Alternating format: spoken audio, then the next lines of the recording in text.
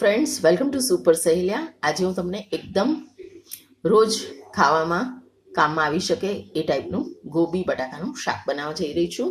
આ શાકને આપણે મિક્સ વેજીટેબલ સબ્જી પણ કહી શકીએ છીએ. એના માટે મેં લીધી છે પોણી ગોબી, 5 નંગ બટાકા, 2 ટામેટા, વટાણા લીધા છે લગભગ 200 ગ્રામ, લીલા મરચાં અને આ લાલ મરચું. બીજા બધા મસાલા આપણે લકડિયાના ડબ્બામાંથી વાપરીશું અને લાસ્ટમાં એક સિક્રેટ ઇન્ગ્રીડિયન્ટ એડ કરીશું જેનાથી શાક આપણું બહુ સરસ લાગશે. તો સૌપ્રથમ એક કઢાઈ લઈશું. એમાં લગભગ 5 થી 6 ચમચી જેટલું તેલ ઉમેરીશું. તેલ તમે જોઈ શકો છો કઢાઈ સાથે ગરમ થઈ જ રહ્યું છે. તો હવે આપણે એમાં એડ કરીશું લાલ આખું મરચું. એઝ યુઝ્યુઅલ મરચાંને આપણે ફ્રાય થવા દઈશું. ફ્રેન્ડ્સ, કોઈ બી મસાલો નાખો થોડો તેલમાં શેકાય તો જ એનો ફ્લેવર આવે. તો મરચું ફ્રાય થઈ ગયું છે. આપણે રઈ એડ કરીશું. રઈને તતડાઈશું અને સાથે જ આપણે એડ કરીશું જીરું. જીરું પણ થોડું ફૂટવા દઈશું. હવે આપણે એમાં એડ કરીશું હિંગ. હિંગ એડ કર્યા બાદ આપણે એમાં લીલા મરચાં એડ કરીશું અને બધું સરસ આપણે ફ્રાય કરીશું. મરચાંને પણ સરસ આપણે તેલમાં ફ્રાય કરીશું અને પછી જ આગળ બીજા મસાલા નાખીશું. તો લીલા મરચાં સાંતળી ગયા છે ને લાલ મરચું પણ ફ્રાય થઈ ગયું છે. તો હવે આપણે એમાં એડ કરીશું અડધી ચમચી જેટલું લાલ મરચાંનો પાવડર અને સાથે જ અડધી ચમચી હળદર એડ કરીશું અને પાછો મસાલો થોડો શેકી લઈશું. તો ફ્રેન્ડ્સ, મસાલો શેકીને જ આમાં આગળ શાક નાખવાનું છે. તો આપણે બટાકા એમાં એડ કર્યા છે. બધું સરસ પાછું મિક્સ કરી લઈશું અને બટાકાને આપણે થોડા ચડવા દઈશું. તો બટાકા વહેલા ચડી જાય એના માટે આપણે થોડું મીઠું એડ કરી દઈએ જેથી બટાકા આપણા વહેલા ચડી જશે. બટાકાને આપણે આખા નથી ચડાવવાના, લગભગ 80% જેવા ચડવી દેવાના છે અને ચડી જાય પછી જ આપણે બીજો પ્રોસીજર આગળ ચાલુ કરીશું. તો થોડું પાણી એડ કરીશું અને શાકને આપણે હલાઈ અને ઢાંકી દઈશું. ફ્રેન્ડ્સ, તો આપણે 10 મિનિટ માટે બટાકાને થવા દઈએ. તો 10 મિનિટ થઈ ગઈ છે. ચાલો આપણે ચેક કરી લઈએ કે બટાકા આપણા કેટલા ટકા ચઢ્યા છે. તો યસ ફ્રેન્ડ્સ, બટાકો આપણો લગભગ 80% જેવો ચડી ગયો છે.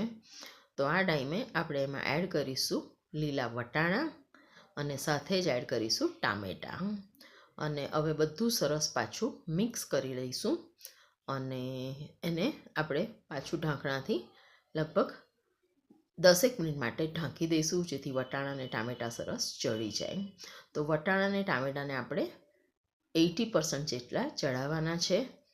તો તમે જોઈ શકો છો બધું સરસ મિક્સ કરીને આપણે ચેક કરીએ તો વટાણો આપણો 30% જેવો ચઢી ગયો છે.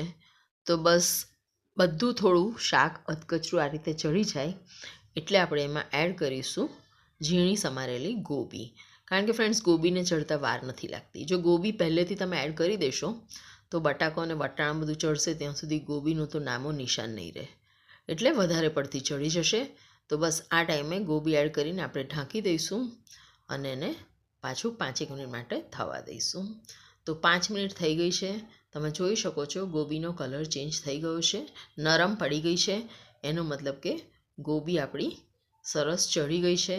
તો બધું સરસ આપણે મિક્સ કરી લઈશું અને લાસ્ટમાં મેં કહ્યું હતું કે સિક્રેટ આપણે ઇન્ગ્રીડિયન્ટ એડ કરવાના છે.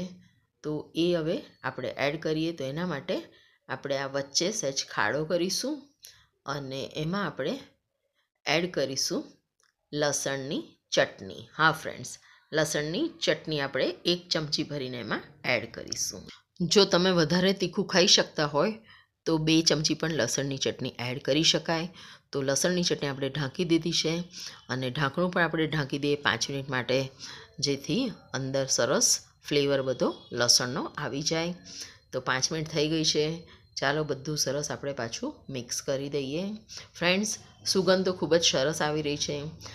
રોજ આપણે જે શાક ખાતા હોય છે એના કરતાં કંઈક જુદું લાગે, કંઈક નવું લાગે.